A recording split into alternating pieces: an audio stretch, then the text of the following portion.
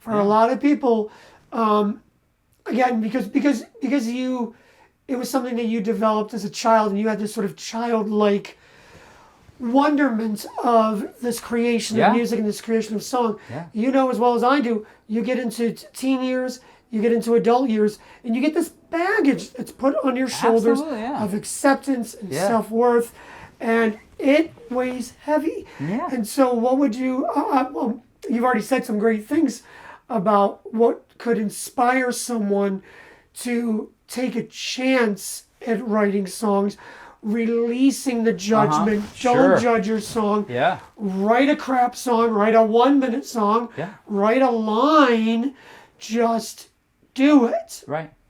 Is there any other pearls of wisdom you could give to someone like, yeah, it's easy for you to say music boy in your music studio in your music world.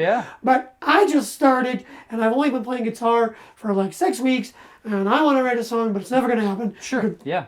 Well, I think the first thing is, I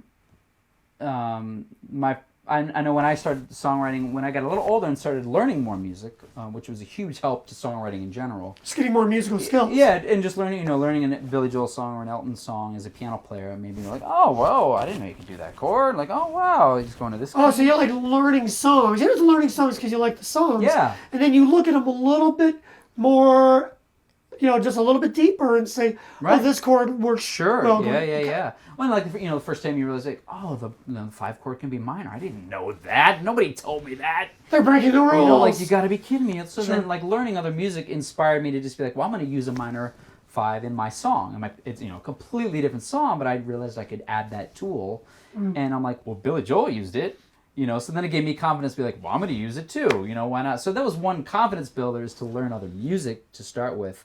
But then on the flip side, here's where then you have to realize, well, you learn music and you listen to all your favorite songs, but then you again have to go and realize, well, I'm not those artists, so my song isn't going to sound like their song, and it shouldn't.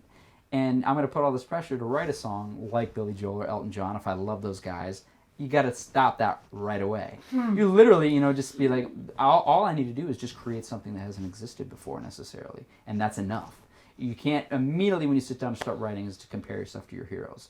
You can be inspired by them and learn from them and steal from the things they do, steal in regards to use their changes. Of course. Figure out what they're doing and then figure out how to apply it to your, song. But don't put all that pressure on yourself. Again, like you said earlier, write a song with just 3 chords and it can be the simplest thing about, how you feel when you wake up in the morning. And that's the first song that you write, and that's the first lyric. When I wake up in the morning, there's the start of your first verse. There you go. And it's literally that simple. That's simple, is don't overthink it. Use your experiences, use the changes use your voice, and just write a song and get through it.